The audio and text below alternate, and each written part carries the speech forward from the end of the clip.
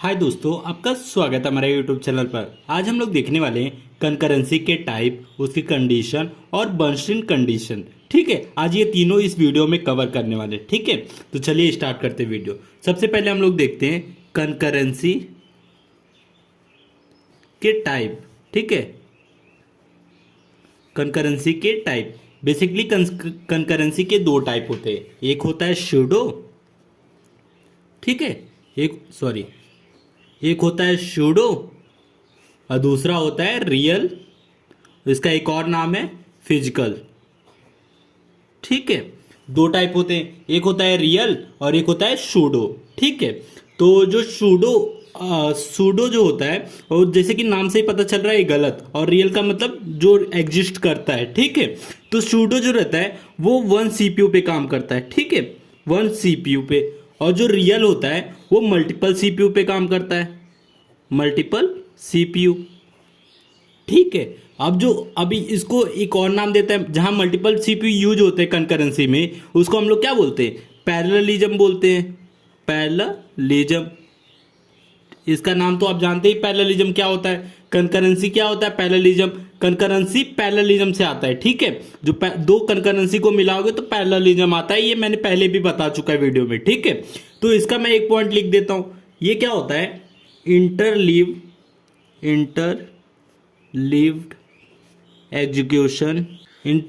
Execution among processes. इसका मतलब क्या है? इंटरलीव एग्जीक्यूशन अमोंग प्रोसेस का मतलब क्या है कि जब कोई प्रोसेस सीपीयू पर रन करेगा तो वो कभी भी प्रीएम्प्ट हो सकता है। ठीक है, उसका ये मतलब है। ठीक है, अब इसका मैं लिख देता हूं, process of execution in multiple processing unit. ये क्या बोल रहा है? जब प्रोसेस एग्जीक्यूट करेंगे तो मल्टीपल सीपीयू पर एग्जीक्यूट करेंगे। ठीक है, तो आप सूडो और रियल आपको समझ गया होगा। ठीक है, अब इसके कंकरेंसी की कंडीशन देख लेते हैं, जो हमारा दूसरा है। ठीक है, दूसरा हमारा क्या है? कंकरेंसी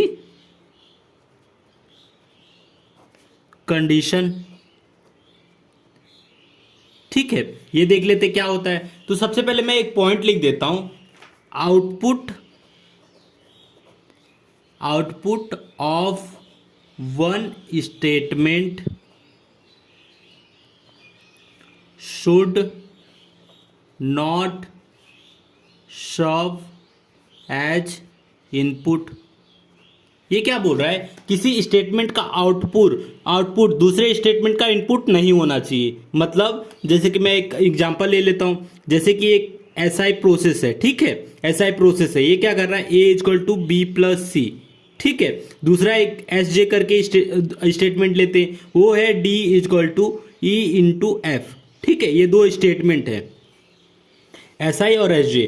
तो ए इजक्वल टू बी प्लस सी, जो ए की वैल्यू है वो ई की जगह पे यहां ए नहीं होना चाहिए। ठीक है, इनपुट, ये देखिए, जो आउटपुट ऑफ वन स्टेट पे, इसका आउटपुट ए आएगा। ठीक है, समझ लीजिए 2 + 3 5 जो है इसमें आएगा वैल्यू, ए यहां यूज हो रहा है 5। ठीक है, तो ये क्या बोल रहा है? Output of one statement should not be serve as input of other statement. ठीक है, तो मतलब दूसरे के इनपुट में इसका यूज नहीं होना चाहिए। तो ये कंडीशन फॉल्स होता है, इसलिए ये ए नहीं रहेगा, यहां ई रहेगा। ठीक है, तो ये पहला कंडीशन था। ठीक है, output of one statement should not be serve as input, मतलब ये भी इंडिपेंडेंट होना चाहिए, ये भी इंडिपेंडेंट होना चाहिए, कोई किसी पे डिपेंडेंट नहीं होना चाहिए। अगर ए यहाँ आ गया तो ये तो इस पे डी वाला जो स्टेटमेंट एस जे है इस पे डिपेंडेंट हो जाएगा। ठीक है, तो ये नहीं होना चाहिए। अब दूसरा स्टेटमेंट देख लीजिए, as I A equal to B plus C. ठीक है, और एस जे स्टेटमेंट क्या बोल रहा है? A equal to B into सी। ठीक है, ये दो हमारे पास स्टेटमेंट है। अब ये देखिए, जो बी और सी है वो शेयर्ड वेरिएबल है, तो ये चल जाएगा, क्योंकि इसकी जो वैल्यू है, कहीं ये हो रहा है क्या? Output of one statement should not be serve as, मतलब ये इंडिपेंडेंटली मतलब कंकरेंसी एग्जीक्यूट हो रहे हैं ना, इंडिपेंडेंट है, इसलिए ये भी चल जाएगा। ठीक है, ये भी चल जाएगा, ये भी चल जाएगा। ये दोनों कंडीशन आप देख सकते हैं, दोनों इंडिपेंडेंटली रन हो रहे हैं। ठीक है, एग्जीक्यूट हो रहे हैं, इसलिए ये सही माना जाता है। अब दो चीज है, अब देखिए जो स्टेटमेंट है, ठीक है, ये जो स्टेटमेंट है उसके दो टाइप है, स्टेटमेंट के भी दो टाइप है, हम लोग डिवाइड किए। एक डाले हैं रीड सेट में और एक डाले हैं राइट सेट में। रीड सेट क्या करता है, डेटा को रीड करता है। रीड सेट क्या करता है, डेटा को बस रीड करता है। और जो राइट सेट है वो डेटा को क्या करता है, अपडेट करता है। ठीक है, अब ये देखिए रीड सेट क्या करता है, डेटा को रीड करता है, राइट सेट डेटा को अपडेट करता है। ठीक है, एक एग्जांपल मैं ले लेता हूं, समझ लीजिए S equal to A equal to B plus C, direct मैं ये लेता हूं। ठीक है, इसमें रीड सेट क्या है, राइट सेट क्या है, तो जो रीड सेट है वो डेटा को क्या करता है, रीड करता है। ठीक है, डेटा को रीड करता है। तो जो बी और सी क्या है, डेटा को रीड कर रहे हैं ना, बी और सी, तो ये क्या हो गया, बी और सी डेटा को रीड कर रहे हैं, इसमें कुछ चेंजेस नहीं हो सकता, लेकिन ए में चेंजेस होगा, इसलिए हमारा ए जो है वो राइट सेट है। ठीक है, आप समझ गए होंगे। एक और एग्जांपल ले लेता हूं आपके लिए, ये देखिए A plus equal to plus plus B into minus minus C. अब इसमें रीड सेट क्या है, राइट सेट क्या है, आप लोग देख लीजिए। ठीक है, रीड सेट क्या बोलता है, डेटा को रीड कर रहा है, मतलब ए भी डेटा को रीड कर रहा है। ठीक है, ये डेटा को रीड कर रहा है फिर बदल रहा है, ये भी डेटा को रीड कर रहा है फिर उसमें इंक्रीमेंट कर रहा है, ये भी डेटा को रीड कर रहा है फिर उसमें डिक्रीमेंट कर रहा है, ये भी इसका मतलब क्या होता है, ए प्लस इक्वल टू का मतलब क्या होता है, A equal to A plus one. ठीक है, तो ये भी डेटा को इंक्रीमेंट रीड भी कर रहा है, इंक्रीमेंट भी कर रहा है, तो मतलब ये तीनों रीड भी कर रहे हैं, इंक्रीमेंट भी कर रहे हैं, ए बी सी तीनों रीड भी कर रहे हैं और क्या कर रहे हैं, डेटा को अपडेट कर रहे हैं, चेंज कर रहे हैं। तो ए बी सी ये राइट में भी आएगा। ठीक है, ये दोनों से आप समझ गए होंगे रीड सेट क्या होता है, राइट सेट क्या होता है। ठीक है, अब हम जो आते हैं अगला बर्नस्टीन, जो हमारा तीसरा कंडीशन है वो है बर्नस्टीन कंडीशन। क्या है, बर्नस्टीन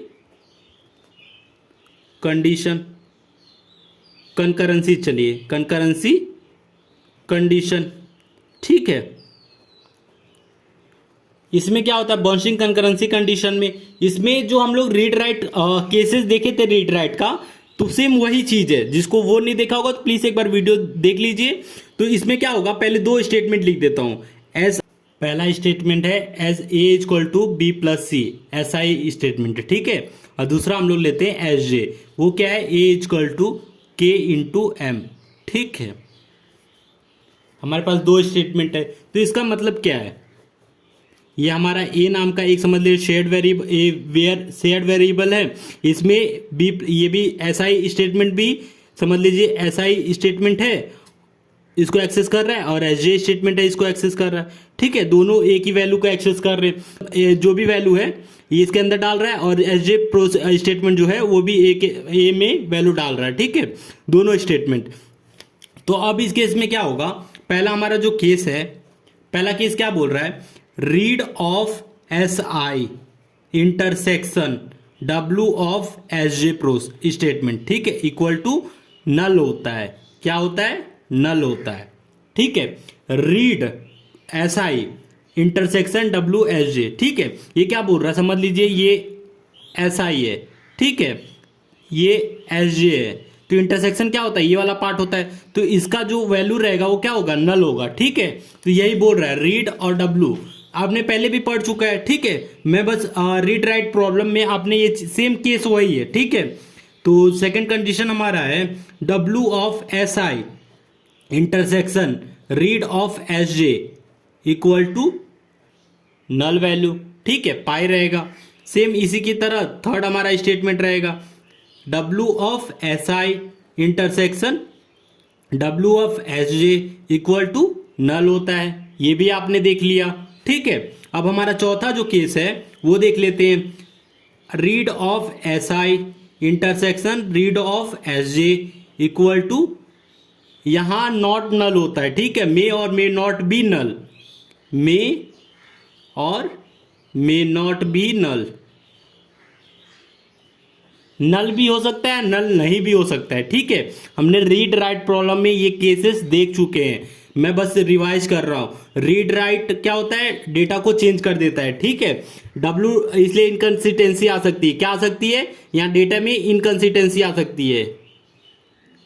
इनकंसिस्टेंसी का मतलब होता है गलत डेटा, ठीक है। इसलिए रीड, जब कोई डेटा रीड कर रहा है उसमें कोई वैल्यू, समझ लीजिए राइट कर दिया फिर उसके बाद रीड कर रहा है तो डेटा चेंज हो गया ना।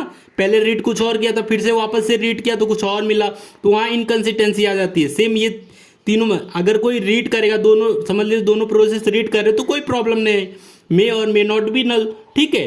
तो यही केसेस थे। तो वीडियो अच्छा लगा तो प्लीज वीडियो को लाइक और हमारे चैनल को सब्सक्राइब करें।